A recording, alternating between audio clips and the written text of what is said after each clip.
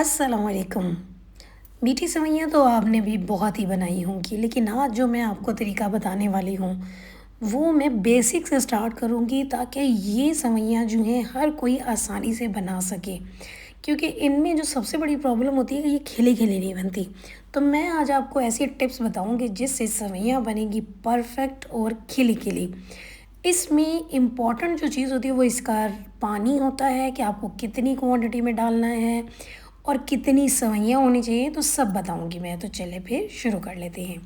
तो देखिए ये हैं 2 सेवइयों के पैकेट मैंने लिए जो कि है 120 ग्राम का एक, ये गौर से देखें, ये 120 ग्राम है और ये है दूसरा पैकेट, ये भी है 120 ग्राम। तो मैं टोटल बनाने वाली हूँ 240 ग्राम सेवइयाँ।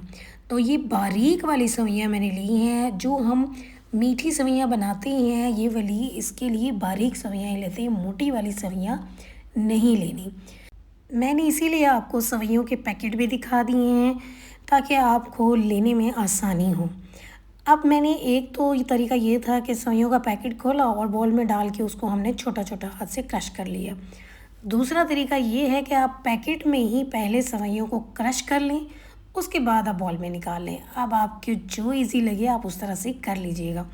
क्योंकि इनको हमने एज़ इट इज़ नहीं बनाना होता, पहले हमने छोटा-छोटा कर देना होता है और ये हाथ से आराम से ईज़िली क्रश हो जाती हैं। ये देखें, ये मैंने सारी इतनी छोटी-छोटी बारीक-बारीक कर ली है, ये देख लें ज़रा। तो ये तो हमने सेवइयाँ कर दी रेडी। अब इनकी करते हैं हम कुकिंग। तो चलिए कुकिंग की तरफ चलते हैं। तो पैन में सबसे पहले हम डाल देंगे 2 चम्मच देसी घी, ज़्यादा नहीं, सिर्फ 2 चम्मच। क्योंकि अभी हम सेवइयाँ नहीं डालेंगे, पहले हम ड्राई फ्रूट्स को रोस्ट करेंगे। तो ये अपनी मर्ज़ी से आप ले लीजिएगा। मैंने वैसे लिए हैं काजू, बादाम और पिस्ते। एक चीज़ और भी ली है, लेकिन उसे मैं साथ नहीं डालूँगी, उसको थोड़ी देर में डालती हूँ।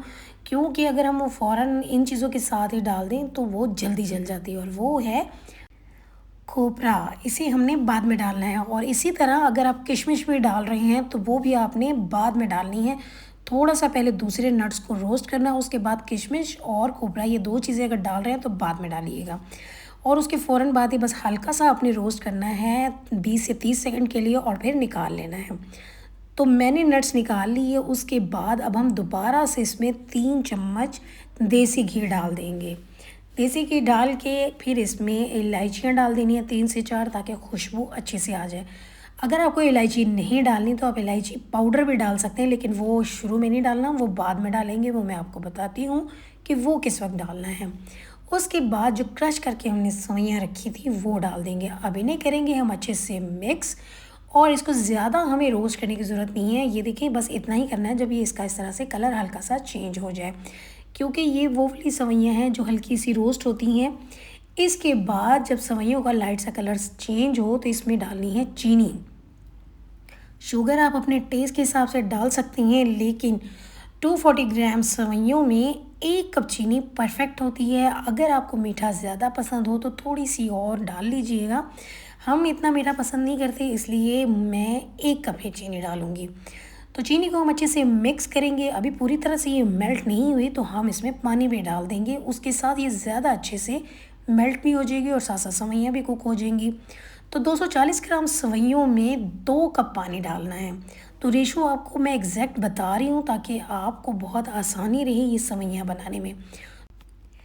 और यहाँ पे एक और इम्पॉर्टेंट बात, आपने फ्लेम यहाँ पे मीडियम से भी थोड़ा सा लो कर देना है। अगर आपने फ्लेम मीडियम ही रखा और हाई कर दिया तो सेवइयाँ कुक नहीं होंगी, लेकिन पानी जल्दी से ड्राई हो जाएगा, इसलिए ऐसा नहीं करना।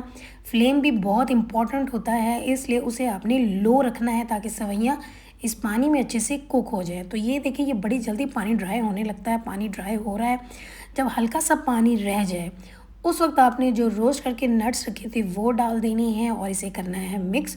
और फ्लेम यहाँ मैंने बिल्कुल लो कर दिया है, दम पे, दम वाला हमने फ्लेम यहाँ पे कर दिया, क्योंकि हम दम लगाने लगे हैं। इन सेवइयों को आपने दम ज़रूर लगाना है, लेकिन ज़्यादा टाइम के लिए नहीं, सिर्फ 5 मिनट के लिए हम दम पे रखेंगे। बस हमने जो हल्का सा पानी छोड़ा था वो होगा ड्राई। तो 5 मिनट के बाद ये देखिए मज़ेदार सी सेवइयाँ जो हैं वो तैयार हैं।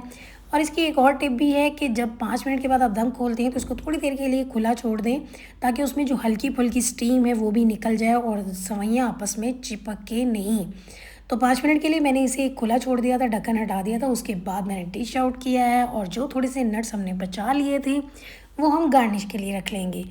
तो ये देखिए जी कितनी मज़ेदार सी और खिली-खिली सेवइयाँ बनी हैं। तो मैं आपको दिखाती हूँ ये खिली बनी है या नहीं। आप अगर गौर से देखें तो एक-एक दाना इसका आपको अलग-अलग फ़ील हो रहा है। ये बहुत अच्छी बन गई हैं और परफ़ेक्ट रेशो के साथ बनी हैं। तो जो मैंने आपको बताया है आपने उसी तरह बनानी है। इसीलिए मैंने ए टू ज़ेड इसमें सब कुछ बता दिया, आपको सेवइयों का पैकेट भी बताया है। अब अगर आप फ़ोर्क से भी देखें तो एक-एक दाना इसका देखिए किस तरह से ये खिली-खिली बनी है। तो ये तो थी हमारी आज की मीठी सेवइयों की परफेक्ट रेसिपी। तो ज़रूर ट्राई कीजिएगा। अल्लाह हाफ़िज़।